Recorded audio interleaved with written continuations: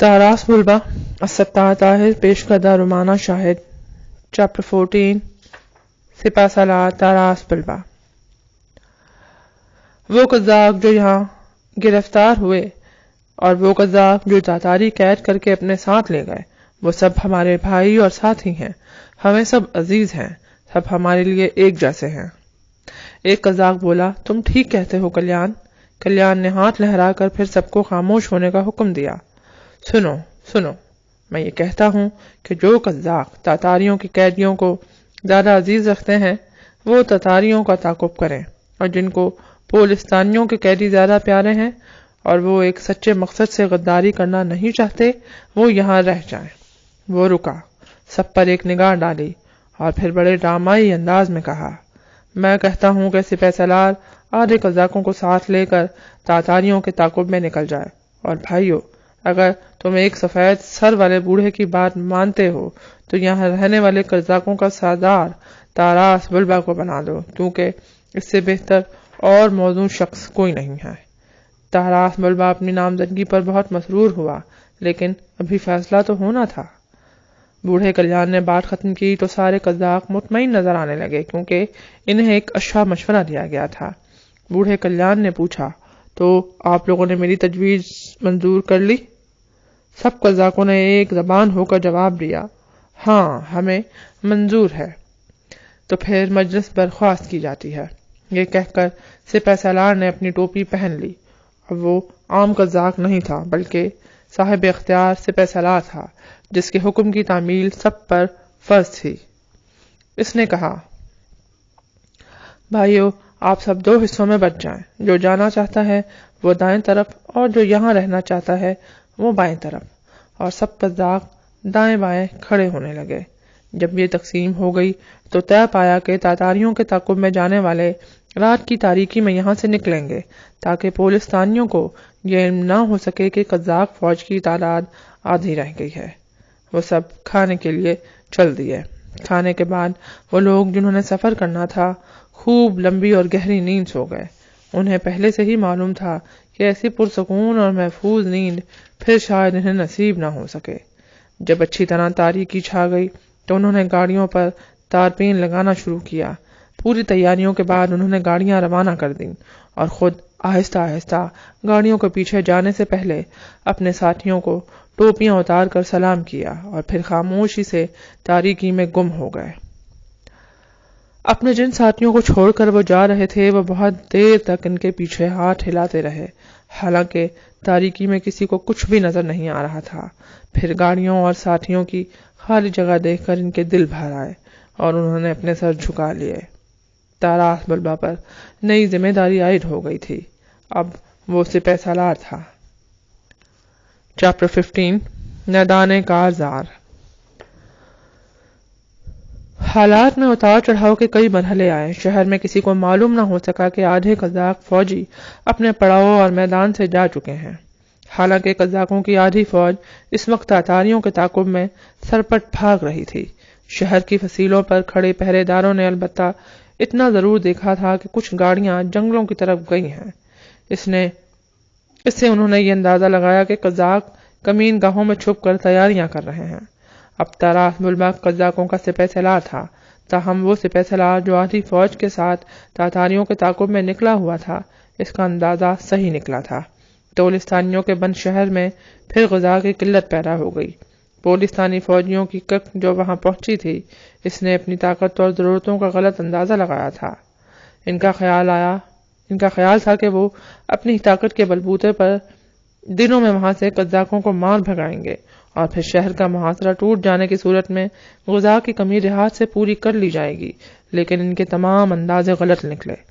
حالات سے مقابلہ کرنے کے لیے وہ نئی ترکیبیں سوچنے لگے، کیونکہ اپنی بہادری کے باوجود پولستانی فوجی غذا کی کمی کی وجہ سے قذاقوں کا مقابلہ کرنے کے لیے تیار نہیں تھے، اور قذاقوں نے جس دلیری کا مظاہرہ کیا تھا اس کی دہشت بھی دلوں پر بیٹھ گئی تھی۔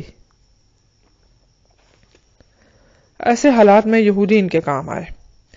یہودیوں کو ہمیشہ اپنے مفادات سے دلچسپی ہوتی ہے، اپنے علاوہ وہ کسی سے وفاداری کے بارے میں سوچنا بھی پسند نہیں کرتے۔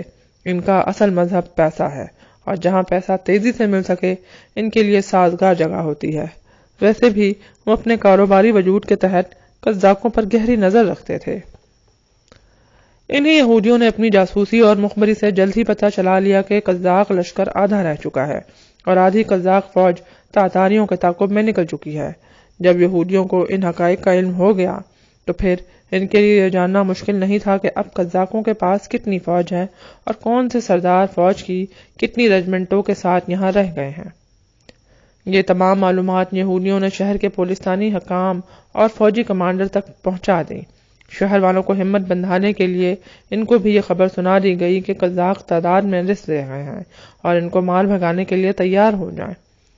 شہر والوں اور پولیسانی فوج کی ہمت بن گئی اور پولیسانی کرنل قزاقوں سے آخری اور فیصلہ کن مارکہ آرائی کے لیے تیاریاں کرنے لگے۔ شہر سے آنے والے شور و غل اور دوسری سرگرمیوں سے قزاقوں کے سپہ سالار تاراس بلبہ کو یہ اندازہ لگانے میں کوئی دقت نہ پیش آئی کہ شہر میں کیا ہو رہا ہے۔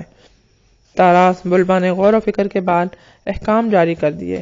اس نے پولیسانی دشمن کے خلاف ایک ایسی چال چلنے کا فیصلہ کیا جس کے نتیجے میں قزاق ہمیشہ فتح مند اور کامران ہوئے تھے۔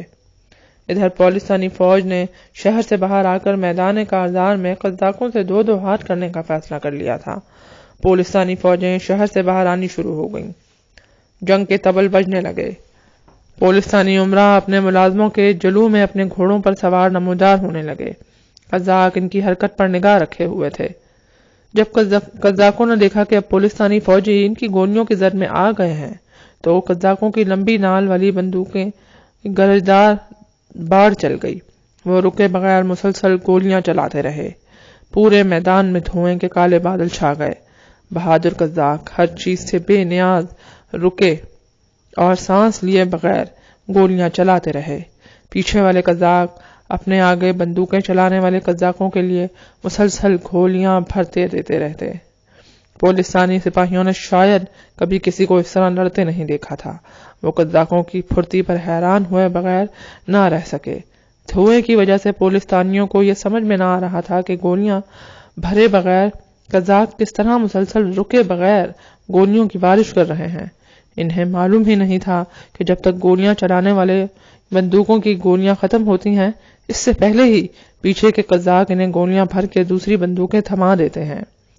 دھوئیں کے بادلوں نے دونوں فوجوں کو اپنی لپیٹ میں لے لیا۔ یہ کالے بادل اتنے گہرے ہو گئے تھے کہ اب کوئی چیز دکھائی نہ دیتی تھی۔ پولیسانی فوج کے سپاہی دھوئیں سے بچنے کے لیے پیچھے ہٹے اور یہ دیکھ کر حیران رہ گئے کہ ان کے بہت سے ساتھی صفوں سے غائب ہو چکے ہیں۔ وہ سب مارے جا چکے تھے۔ اس کے برعکس پولیسانیوں کی پوری کارروائی کے باوجود قزاق سپاہیوں میں سے 100 میں سے صرف ایک قزاق فوجی ہلاک ہوا تھا اور اب بھی وہ بغیر رکے بغیر سانس لیے گولیاں برساتے جا رہے تھے۔ پولیسانی کرنلوں نے فوراً جوابی کارروائی میں مؤثر تبدیلی کرنے کا فیصلہ کیا۔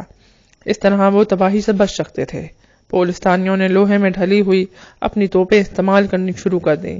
ان توپوں کے بڑے بڑے منہ کے سوراخوں سے گولے نکلنے لگے اور گرجدار آوازیں آنے لگیں۔ زمین ان گولوں سے دور دور تک کانپنے لگی۔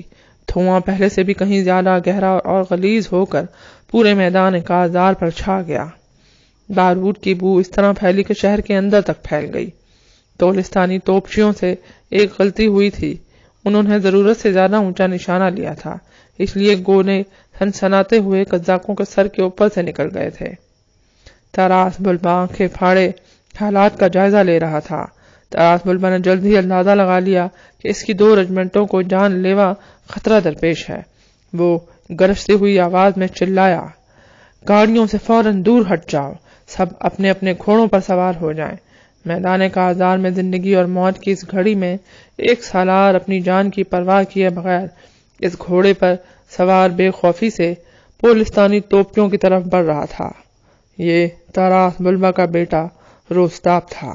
اپنے گھوڑے کو بے جگری سے دوڑاتا روستاپ دشمن کے توپیوں کے سر پر جا پہنچا اور 6 توپیوں کے ہاتھ سے توپ کے فیسے گرا دیے، لیکن وہ دوسرے 4 توپیوں تک نہ پہنچ سکا۔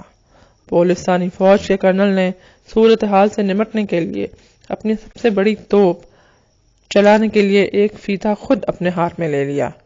یہ ایک ایسی بڑی توپ تھی جو اس سے پہلے کبھی کسی قزاق نے نہیں دیکھی تھی۔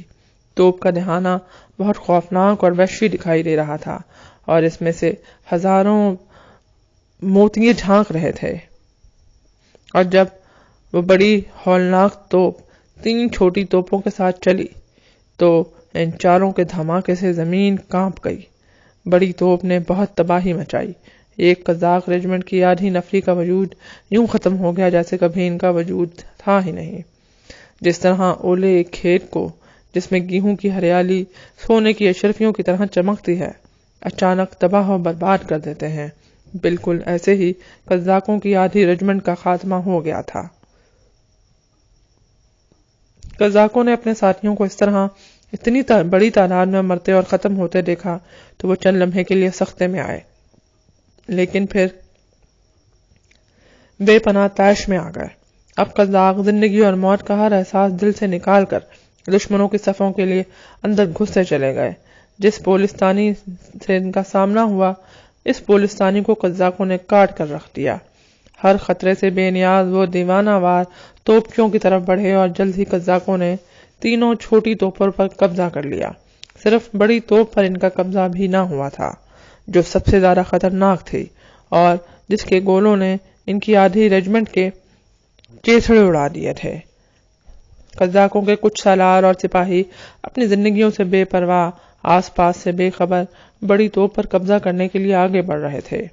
اپنی اس بڑی توپ کو قزاقوں سے بچانے کے لیے پولستانیوں نے اپنے بہترین سورما مقابلے میں جھونک دیے۔ یہ توپ ان کی زندگی اور موت کا مسئلہ بن گئی تھی۔ لڑائی اپنے عروج پر تھی۔ بڑی توپ کو بچانے کے لیے پولستانی سورماؤں نے قزاقوں کے راستے میں اپنے وجود کی دیوار کھڑی کر دی۔ جدھر نگاہ اٹھتی تھی تلواریں بندوقیں حرکت میں نظر آتی تھیں، گھوڑے ہنہنا رہے تھے، وحشی ہو رہے تھے، ہر طرف تباہی کا منظر دکھائی دے رہا تھا۔ تاراس بلوا اپنے گھوڑے پر سوار ہر اس طرف جا نکلتا جہاں قزاقوں کا نقصان ہو رہا ہوتا۔ وہ گرجتا اور پوچھتا، کیوں بھائیو، بارود ان دانوں میں باقی ہے؟ پھر انہیں للکارتا۔ قزاقوں کی طاقت کبھی کمزور نہیں پڑتی، قزاق کبھی ہتھیار نہیں ڈالتے، اور موت کی جنگ لڑتے ہوئے قزاق سپاہی گرج کر جواب دیتے ہیں، ہاں ہاں، ابھی بارودانوں میں بہت بارود پڑا ہے۔ ہاں، قزاقوں کی طاقت کبھی کمزور نہیں ہوتی، قزاق کبھی ہتھیار نہیں ڈالتے۔ دشمن کی صفوں کو الٹنے کے لیے قزاقوں نے جان توڑ کر حملہ کیا، دشمن کی صفوں میں شگاف پڑ گئے۔ پولستانی سپہ سالار اپنی فوج کو للکارنے لگا، وہ اپنی فوجوں کو جمع ہونے کا حکم دینے لگا، لیکن وہ ابھی پولستانی فوجوں کو پوری طرح جمع نہیں کر پایا تھا کہ قزاق ان کے اندر گھس گئے۔ اب جنگ کا پانسا پلٹا جا چکا تھا۔ پولستانی سپہ سالار اب مقابلے کی تاب نہ لا سکا اور بھاگ نکلا، مگر قزاق سپاہی اس پر نگاہ رکھے ہوئے تھے۔ ایک قزاق نے اس کا دور تک تعاقب کیا اور پھر اپنا برچھا اس کے پیٹ میں ایسا مارا کہ پولستانی سپہ سالار زمین پر گرا اور پھر کبھی نہ اٹھ سکا۔ سپہ سالار کے مارے جانے کی خبر شاید پولستانی لشکر کو نہ ملی تھی۔ اب بھی پولستانی ہی جان سے مقابلہ کر رہے تھے، کیونکہ اس کے بغیر کوئی چارہ نہ تھا۔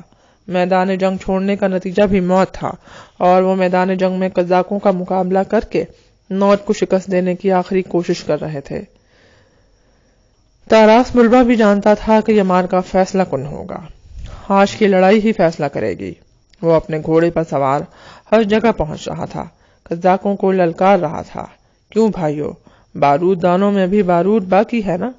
وہ جواب دیتے، ہاں ہاں، ابھی بارود باقی ہے۔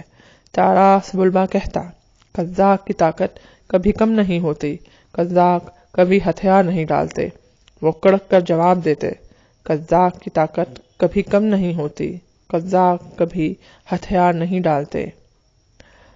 قزاق ریجمنٹوں کے سالاروں نے اپنے خون سے بہادری کے نئے کارنامے رقم کیے اور جان سے گئے، اور پھر وہ جو قزاقوں میں سب سے معمر تھا، سب سے بوڑھا تھا اور سورما تھا، اور جس کی کہانیاں دلوں کو گرماتی تھیں، وہ کلیان میدان میں کام آ گیا۔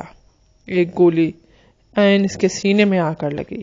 مرتے مرتے اس نے کہا، ساتھیو قزاقو، میں اس دنیا کو چھوڑنے پر رنجیدہ نہیں۔ جیسا انجام میرا ہوا ہے، خدا ہر قزاق کو ایسا ہی انجام عطا کرے۔ موت میدان جنگ میں قزاق کا اعزاز ہوتا ہے۔ بوڑھے کلیان کی روح آسمان کو پرواز کر گئی۔ یہ ایک بوڑھے عظیم جیال سورما کی مثالی موت تھی۔ قزاقوں کی تعداد گھٹ رہی تھی، پولستانی بھی مر رہے تھے لیکن لڑ رہے تھے۔ اس لیے لمحے قزاقوں کو یہ خیال بھی جان کی بازی لگانے سے نہ روک سکا کہ اگر ان کے آدھے ساتھی تاتاریوں کے تعاقب میں نہ گئے ہوتے تو ان کی تعداد نہ گھٹتی۔ قزاقوں کی تعداد میں جوں جوں کمی ہو رہی تھی تو ان کے جوش میں اضافہ ہوتا جا رہا تھا۔ تاراس بلبا میدان جنگ میں قیامت کی ان گھڑیوں میں گھوڑے پر سوار ہر جگہ قزاقوں کو للکار رہا تھا۔ وہ ایک سپہ سالار کا فرض اپنی جان کی پرواہ کیے بغیر ادا کر رہا تھا۔ جب بھی اس کی نظر اپنے بیٹے روستاپ پر پڑتی، اس کا سینہ فخر سے چوڑا اور سر اونچا ہو جاتا۔ روستاپ کو لڑتے دیکھ کر اسے ایک بار بھی اپنے چھوٹے بیٹے آندری کی کمی محسوس نہ ہوئی جو اس کا ساتھ چھوڑ گیا تھا۔ روستاپ جس بہادری اور بے جگری سے لڑ رہا تھا، اس پر خود تاراس بلبا کو رشک آ رہا تھا۔